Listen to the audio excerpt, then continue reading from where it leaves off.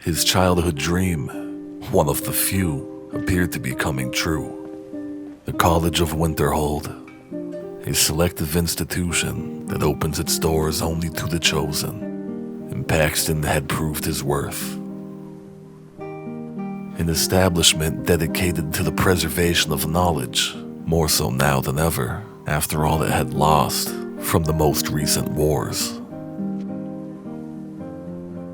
Knowledge, both of Elder Scrolls and magic, and even necromancy.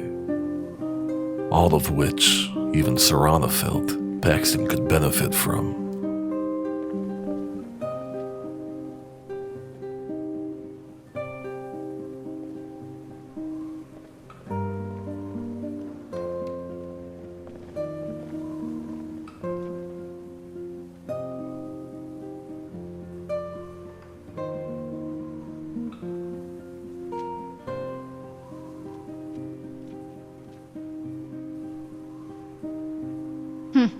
Not very impressive, is it? Hold your fangs. This place is amazing. I just hope that these guys have what we are looking for. Any ideas?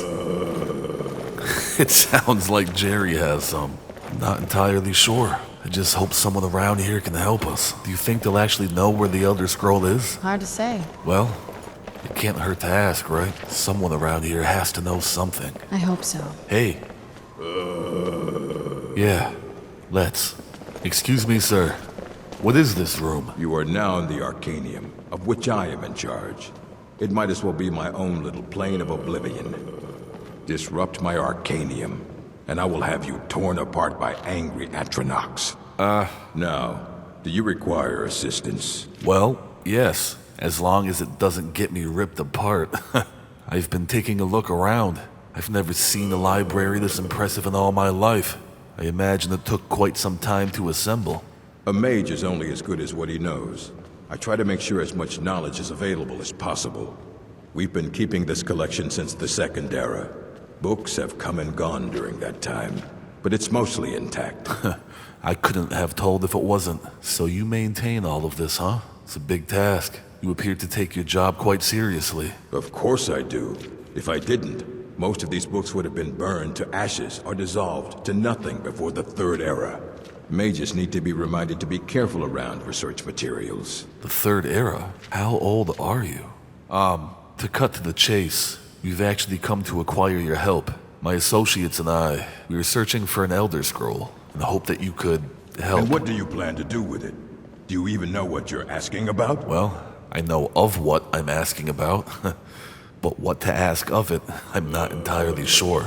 I was hoping you could help with that. I knew it. Everyone comes in here expecting my help, but they don't even have the proper questions. An Elder Scroll is an instrument of immense knowledge and power. To read an Elder Scroll, a person must have the most rigorously trained mind, or else risk madness. Even so, the Divines usually take the reader's sight as a price. Their sight? But Dexion was fine. A price for what? Why would the Divines take someone's sight for reading a scroll? The simplest way to put it is knowledge, but there's nothing simple about an Elder Scroll. It's a reflection of all possible futures and all possible pasts. Each reader sees different reflections through different lenses and may come away with a different reading. But at the same time, all of it is true. Even the falsehoods. Yes. Especially the falsehoods. If that's true, how would one even understand one? Things don't appear to be getting any easier. So, the Divines wrote the scrolls then. It would take a month to explain to you how that very question doesn't even make sense. The scrolls exist here, with us, but also beyond and beneath, before and after. They are bits of divine-made substance, so we could know them. Only bits. Sorry. Talking about the scrolls, you usually end up in irritating and vague metaphors like that. Some people who study them devoutly go mad. Well, I'm no stranger to madness, though it's not something I hope to become more acquainted with. Do you have one that my friends and I could borrow? You think that even if I did have one here, I would let you see it? I hope yes. It would be kept under the highest security. The greatest thief in the world wouldn't be able to lay a finger on it. All right, I didn't mean to upset you. Regardless, we need to find one. There are many things going on in Tamriel right now, and we were under the impression that you might be able to help us. I don't know who told you that, but I'll do what I can. What we do have are plenty of books. I'll bring everything we have on them, but it's not much. So don't get your hopes up. It's mostly lies, leavened with rumor and conjecture. That's fine, sir. We could use all of the help we could get. It's much appreciated. Anything would be of great use to us. All right, then. Thank you. Are you really going to act like that to this guy? He's trying to help. That's some Molag balls. Here you go. Try not to spill anything on them. I'll do my best. Sorry, I know you're trying to help. What do we have here? Thanks. All right, then. Well, I said I wanted to be a student. And as I've told you, little Leia, if you wish to be a student, you can't just listen to stories secondhand. You have to read them secondhand. Well, you see... I know. While Serana was testing her patience, and Jerry, well, was being Jerry, the young, eager mind of Paxton, was ready to do some studying. The Rise and Fall of the Blades, by Anonymous. There are many that still remember the Blades. There are fewer that can pass down their stories, their origins, and their downfall. My father could. In his proudest moments, he said to me, "You keep secrets like the Blades." The Blades were good at keeping secrets. They didn't write down much. They passed information carefully between their spies in every province to their elite members that protected the emperors. Even amongst their members, they kept much secret. Most associate the Blades with their ceremonial Akaviri armor and curved long swords. One can trace the Blades back to the fiercest warriors of Akavir, the Dawnguard.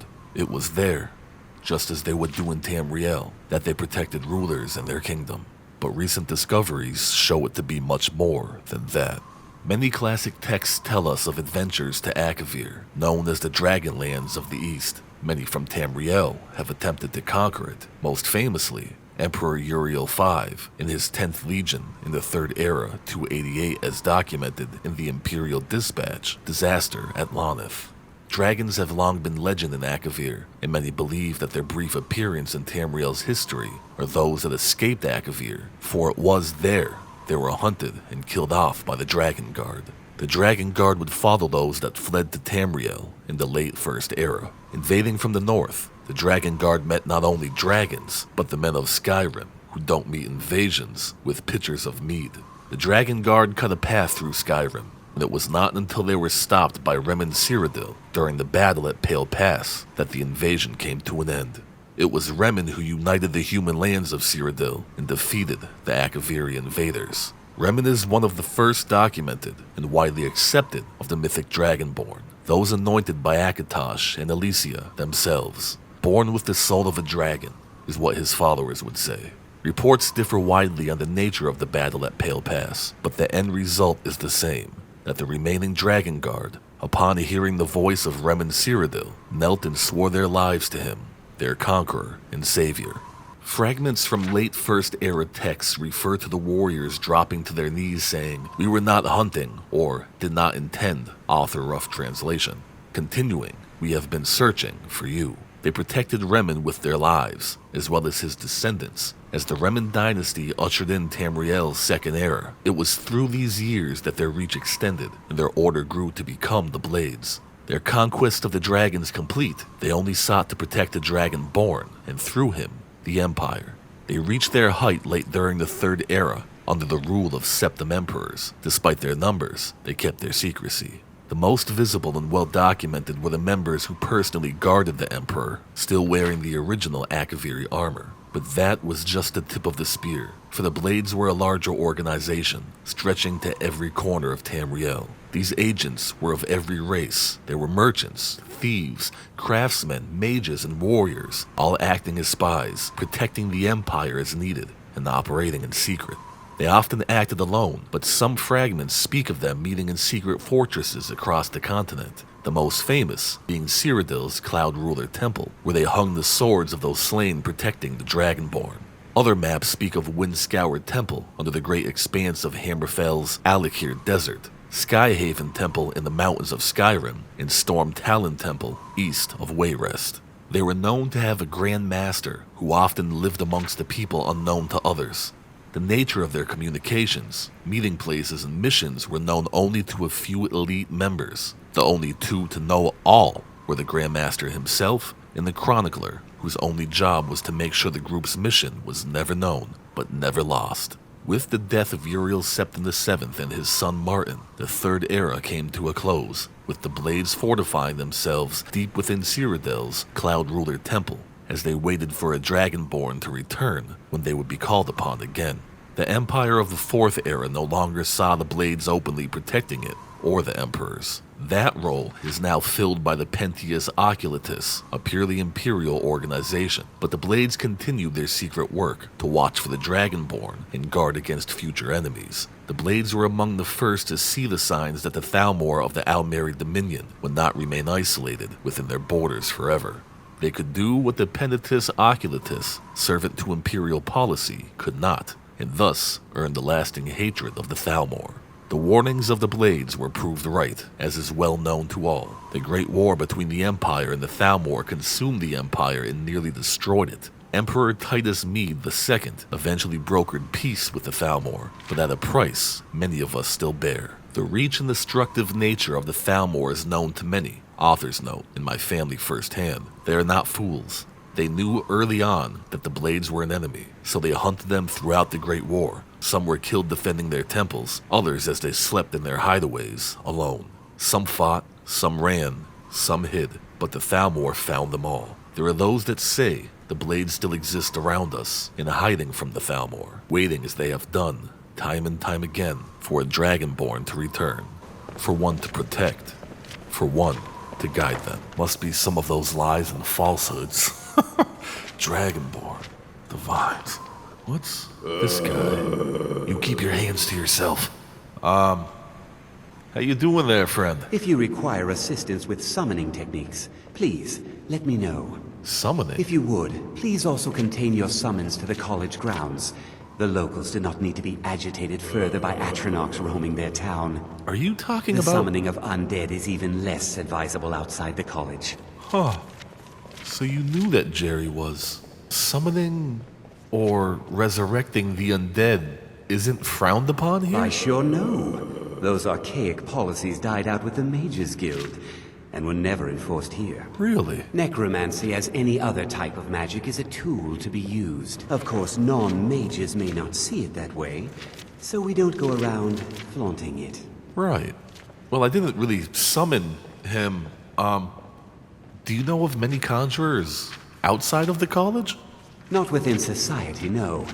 Many who practice within the School of Conjuration do so on their own, secretly. Right. Thalion is the only one I know who is public about what he does. Who? He was once my teacher here, but left the college years ago. So you're a student of conjuration. Interesting. Thalion, why did he leave the college? I mean... He didn't like the Archmage. Hated dealing with him. Hated having to answer to him. Thalion said he hated what this place was becoming, so he just left. Aron found a note on his desk, and that was it. I understand he settled down in Hjalmarch, and his presence there caused something of a problem. Yeah, I could imagine if he's open about this stuff. Well, thanks for the information. It's... Now if you'll excuse me. Sure. Huh, a conjurer. Wow. Serana does not seem entertained. Nor does Jerry. Thalion and Hjalmarch. What? I just took a little break. I'm getting back to it. It's not like you have a better place to be. Alright, back to effects of the Elder Scrolls. It is widely known among scholars that the Elder Scrolls entail a certain hazard in their very reading. The mechanism of the effects has, at present, been largely unknown. Theories of hidden knowledge and divine retribution were the subject of idle speculation, with little investigation. I, Justinius Polonius, have undertaken to thoroughly document the ailments afflicted by the Elder Scrolls on their readers, though a unified theory of how they manifest continues to elude me and remains a subject for future study. I have grouped the effects into 4, finding that the avenue of experience depends largely upon the mind of the reader. If this is unclear, I hope that a proper dichotomy will lay it plain. The naives, For one who have received no training in the history or nature of the Elder Scrolls, the scroll itself is, effectively, inert. No prophecy can be scribed nor knowledge obtained, while the scroll will not impart learning to the uninformed, nor it will afflict them in any adverse fashion. Visually, the scroll would appear to be awash in the odd lettering and symbols. Those who know their astronomy often claim to recognize constellations in the patterns and connections, but such conjecture is impossible to further investigate, since the very nature of this study necessitates unlearned subjects. Group the second, the unguarded intellects. It is this second group that realizes the greatest danger from attempting to read the scrolls. These are subjects who have an understanding of the nature of the Elder Scrolls and possess sufficient knowledge to actually read what is inscribed there. They have not, however, developed adequate discipline to stave off the mind-shattering effect of having a glimpse of infinity. These unfortunate souls are struck immediately, irrevocably, and completely blind. Such is the price for overreaching one's faculties. It bears mentioning, though, that with the blindness also comes a fragment of that hidden knowledge. Whether the future, the past, or the deep natures of being is dependent upon the individual and their place in the greater spheres. But the knowledge does come. Group the third, mediated understanding. Alone in Tamriel, it would appear that only the cult of the Ancestor Moth has discovered the discipline to properly guard one's mind when reading the scrolls. Their novitiates must undergo the most rigorous mental cultivation, and they often spend a decade or more at the monastery before being allowed to read their first Elder Scroll. The monks say this is for their initiate's own protection, as they must have witnessed many unguarded intellects among their more eager ranks. With appropriate fortitude, these readers also receive blindness, though at a far lesser magnitude than the unguarded. Their vision fogs slightly, but they retain shape, color, and enough acuity to continue to read mundane texts. The knowledge they gain from the scroll is also tempered somewhat. It requires stages of meditation and reflection to fully appreciate and express what one saw. Group the fourth, illuminated understanding. Between the previous group and this one exists a continuum that has, at present, only been traversed by the monks of the Ancestor Moth. With continued readings, the monks become gradually more and more blind, but receive greater and more detailed knowledge. As they spend their waking hours pondering the revelations, they also receive a further degree of mental fortitude. There is, for every monk, a day of penultimate reading, when the only knowledge the Elder Scroll imparts is that the monk's next reading shall be his last. For each monk, the penultimate reading comes at a different and unknowable time. Preliminary work has been done to predict the occurrence by charting the severity of an individual monk's blindness, but all who reach these later stages report that the increasing blindness seems to taper with increased readings. Some pose the notion that some other unseen sense is, in fact, continuing to diminish at this upper range, but I shall leave such postulations to philosophers. To prepare for his ultimate reading, a monk typically withdraws to seclusion in order to reflect upon a lifetime of revelations and appoint his mind for reception of his last. Upon his final reading, he is forever blinded as sure as those unguarded ones who race to knowledge. The illuminated one, though, has retained his understanding over a lifetime and typically possesses a more integral notion of what has been revealed to him. It is hoped that this catalog will prove useful to those who wish to further our mortal understanding of the Elder Scrolls. The Moth Priests remain aloof about these matters, taking the gradual debilitation that comes with reading as a point of pride. May this serve as a useful starting point for those hoping to take up such study. Dictated to Anstius, Mechem, 4th of last seed, in the 126th year of the Second Era. I don't understand. Dexion was fine. He didn't go blind. Perhaps they mean metaphorically or something. You can only think about the wisdom of the scrolls or something, I don't know. Pretty interesting, though. Moth priests. I can't believe I'm sitting in the Arcanium, the library at the College of Winterhold, studying from the books. Fuchsia would be proud. I wonder if my mother or father would be. Let's hope we find something that we need, or Serrano won't be. Well, one more. At least it appears to be about the Elder Scrolls. Divines guide my eye. Ruminations on the Elder Scrolls by Septimus Signis, College of Winterhold.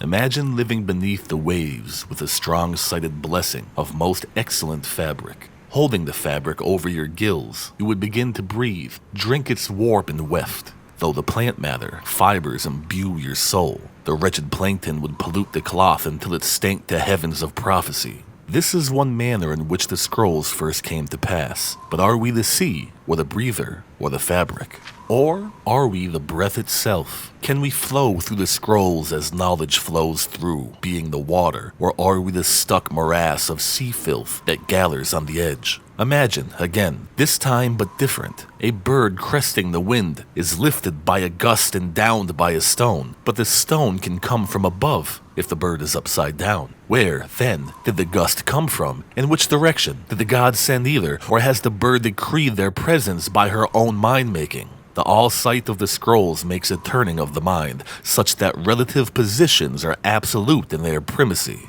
I ask you again to imagine for me. This time, you are beneath the ground. A tiny acorn planted by some well-meaning elf maiden of the woodlands for her pleasure. You wish to grow but fear what you may become, so you push off the water, the dirt, the sun to stay in your hole. But it is in this very pushing that you become a tree in spite of yourself. How did that happen? The acorn is a kind of tree egg in this instance, and the knowledge is water and sun. We are the chicken inside the egg, but also the dirt. The knowledge from the scrolls is what we push against to become full-sighted ourselves. One final imagining before your mind closes from the shock of ever knowing. You are now a flame burning bright blue within the vast emptiness. In time you see your brothers and sisters, burnings of their own in the distance and along your side. A sea of pinpoints, a constellation of memories. Each burns bright, then flickers. Then two more take its place, but not forever, lest the void fills with rancid light that sucks the thought. Each of our minds is actually the emptiness, and the learnings of the scrolls are the pinpoints. Without their stabbing light, my consciousness would be as a vast nothingness. Unknowing its emptiness as a void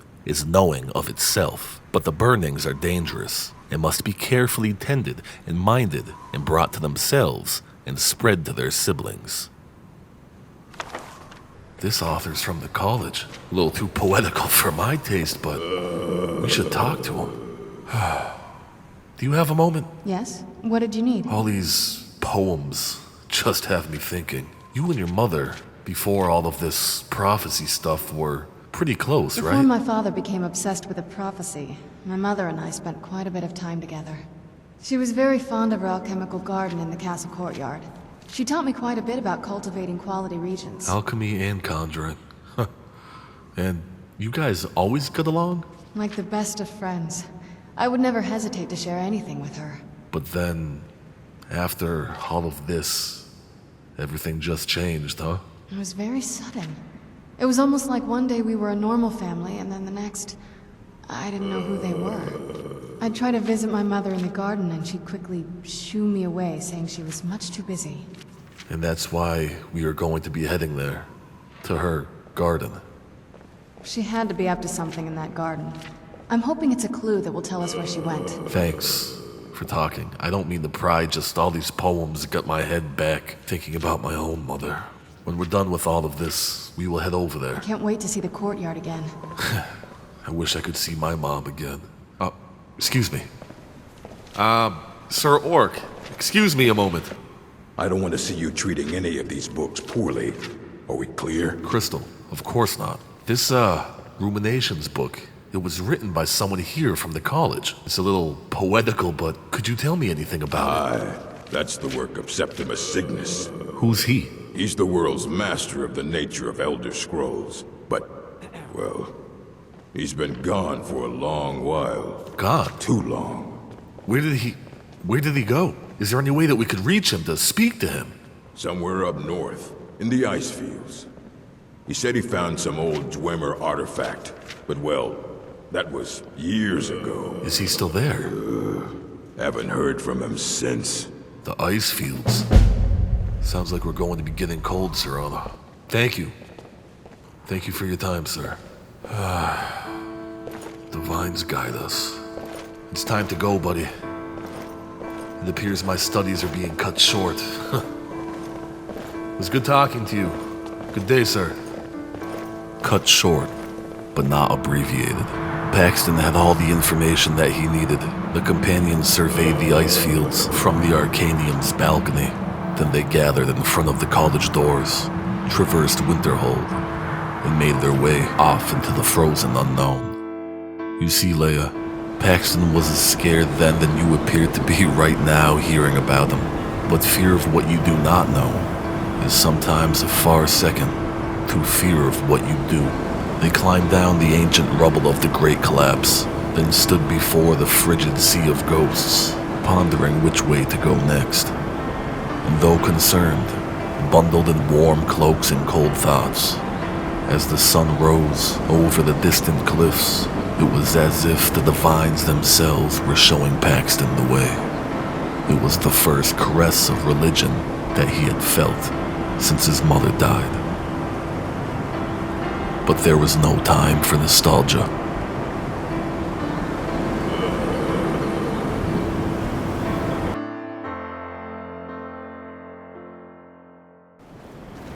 When I was reading through those books, it said that moth priests go blind, but Dexion was fine. Did you know about that? Yes. You did? Why didn't you say something? We saved this guy just so he could... Divines. I hope he's alright. He seemed fine. I hope we find this guy sooner than later. I'm not too cold yet, but the snow is starting to quickly build on my clothes. Come on. My foot. Looks like this is the only way we're going. Gonna have to get cold for a moment. Here, you guys can have 2 of my potions. I don't know if they'll help.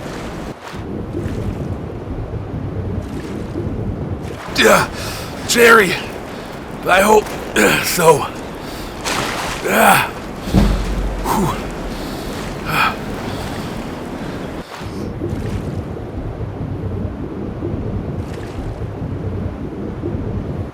Oh, cold.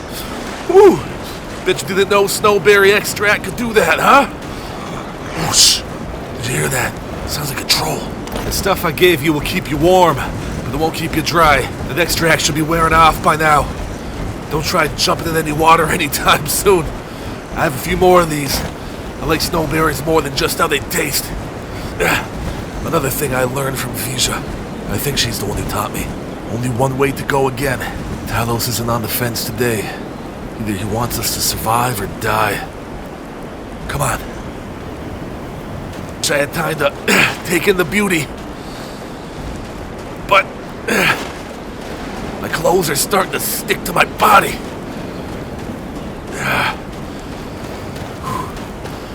Come on. We need to find this guy before hypothermia sets in.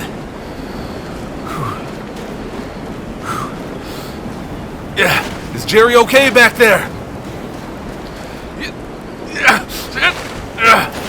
It's a long jump, watch out! Feels like we're not getting too far. I can see the statue of Azura from everywhere. Statue of Azura. First time I've ever seen it. And all I want to do is run away. Thank God it's cold. It's a long drop, be careful. Help Jerry down, I'm not sure if he can make it by himself. You have to be getting close to something now. At least there's a bunch of horkers out here. We'll have some type of help. What's that? I see some sort of structure. Come on, let's check it out. Horkers didn't build that thing. Be ready just in case. What's that? Doesn't look like there's just horkers around either. Try to be quiet. Jerry, I mean you. Fires. Do you guys see this? Never saw anything like this. Let me take a look at it. Definitely not horker-made. But it didn't appear to be man-made either. And with the snowy saber cats and bears prowling around, dead trolls, and nothing but a fire roaring. If this was the last place of Septimus Signis, it was his last place. Any ideas? just one. Damn it. Kill the beast! Thalmor! You alright over there? Die! I got these. Oh, maybe I don't. Come here.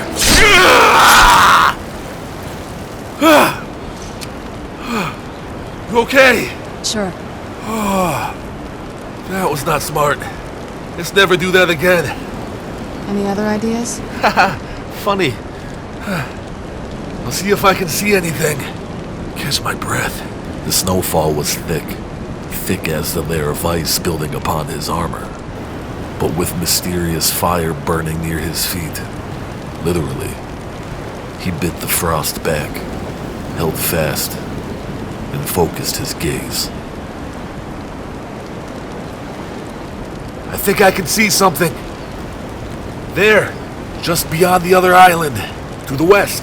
As sure as a necromancer's dead will rise, there was hope beyond the ice. Looks like a boat, and I think I see 2 torches burning. That has to be him. I hope. Hope is about as much as anyone could have in a circumstance like that. Hope and a warm fire. Even in this weather, it's better than the cave. Then I won't finish telling you where it appears we're headed. So what if we go in there and he's not there? Or what if we go in there and he is there? Do we know what we're doing? Do we even know what we're going to ask? Good question. Hard to say, but you need to think it through. I'm not sure if you noticed yet, but I usually do better when I don't.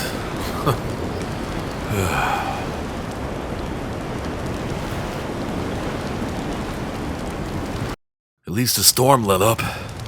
You guys seem to be doing just fine. Well, alright. Come on. You'll have time to be annoyed with me later. Yeah. Looks like it's just a couple of horkers up ahead. Let's try to avoid them. Wow. College really is beautiful, isn't it? When you can actually see it. See the skeletons up on the cliff? Let's avoid them too, if you have no objections. Wow. Beautiful. Come on.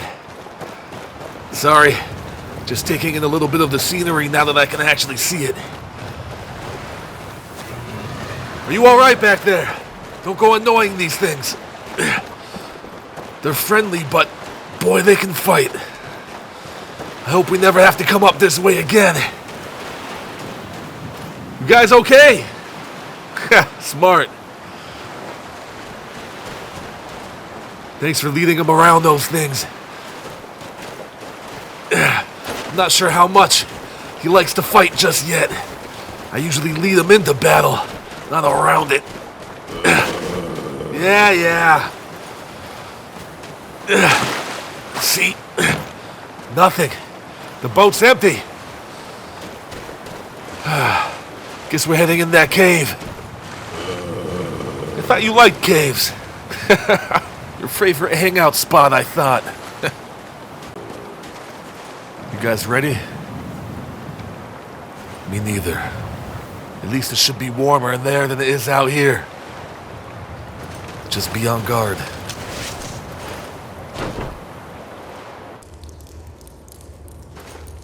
You guys know what to do. Yeah, not that. I hear someone walking. What in oblivion?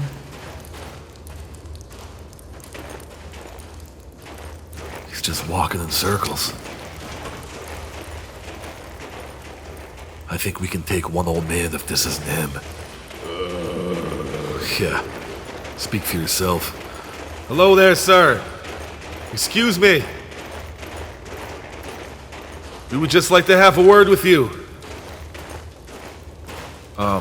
Are you okay? Dig, dweller in the beyond. I'll know your lost unknown and rise to your depths. Yeah, you're him. Septimus Signis, I presume. Why are you in this glacier cave? Ah, the ice entombs the heart. The bane of Kagranak and Degother. What are you? To harness it is to know the fundaments. The Dwemer lockbox hides it from me. The Elder Scroll gives insight deeper than the deep ones, though, to bring about the opening. Are you saying that the Dwemer have an Elder Scroll? How do you know? Have you seen it? Of course, this big thing. Do you have an Elder Scroll here with you? I have seen enough to know their fabric. The warp of air, the weft of time. I read that. But no, it is not in my possession. Oh. Are you okay? Oh, I am well. I will be well. Well to be within the will inside the walls. Well, good then. Could you perhaps tell us where a particular scroll is? Here. Well, here as in this plain. Mundus, Tamriel, nearby. Relatively speaking. On the cosmological scale, well, it's all nearby. Septimus, we need to find the Dragon Scroll. Can you help us? It is imperative that we find it. Please. One block lifts the other. Septimus will give what you want, but you must bring him something in return. Are you sure that you're from the college and not Riften? Okay. What do you want? You see this masterwork of the Dwemer, deep inside their greatest knowings. Okay. Septimus is clever among men, but he is but an idiot child compared to the dullest of the Dwemer. Lucky then they left behind their own way of reading the Elder Scrolls. In the depths of Blackreach, one yet lies. Blackreach? Have you heard of Blackreach? Cast upon where Drimmer City slept, the yearning spire hidden learnings kept. Yeah, I heard of it. In myths and fairy tales. Are you telling me that the buried Dwemer City is real? Where is it? Sounds like it would be easier to find a dragon or the Dragonborn than this Blackreach. Deep, below the dark, the hidden keep, Tower Mzark. Alftan, the point of puncture, of first entry, of the tapping. Huh.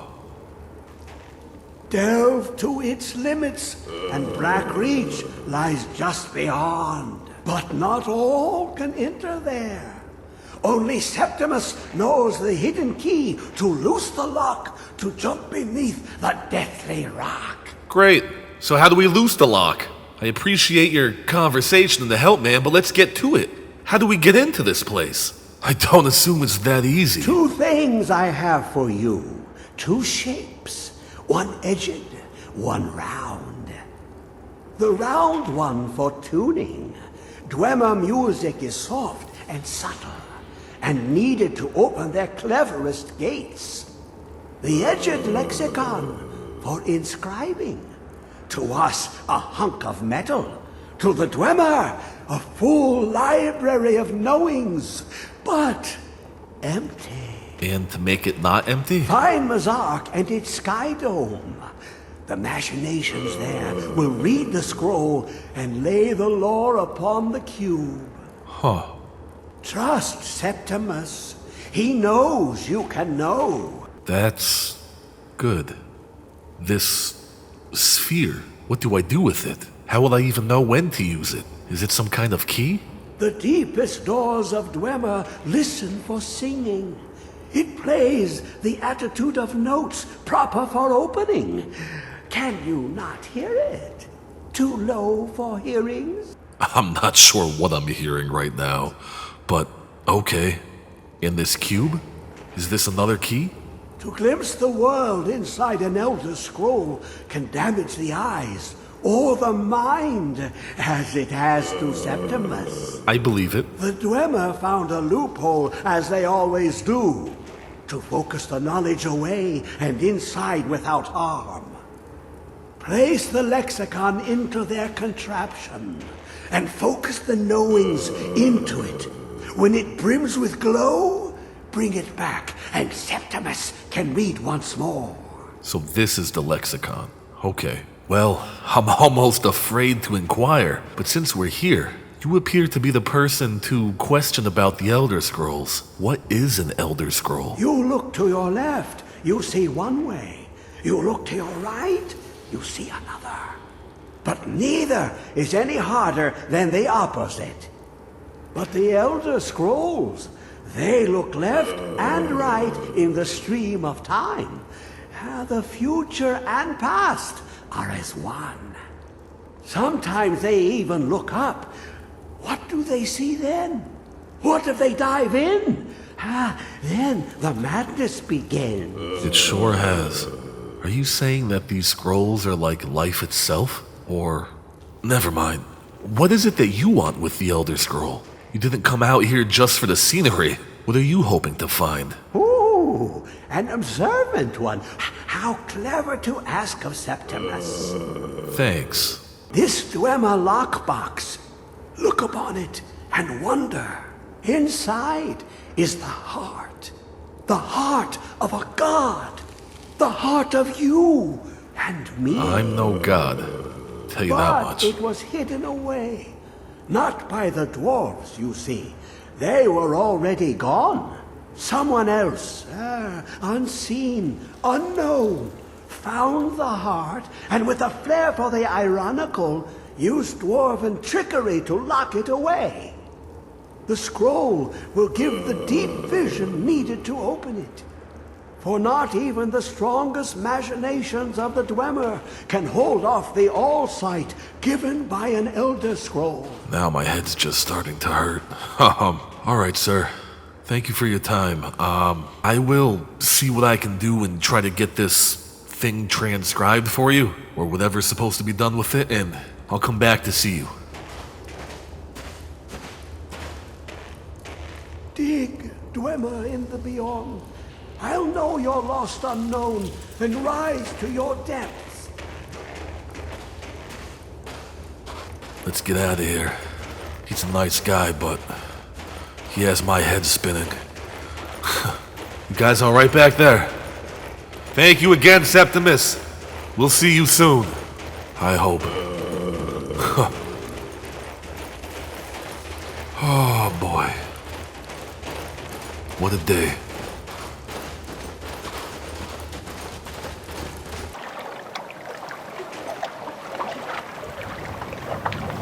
Serana, I think I know it is where we're going. And luckily, it's not too far. However, it doesn't appear to be too pleasant. Yeah, this time, I agree with you, Jerry. Perhaps you should stay behind for this venture.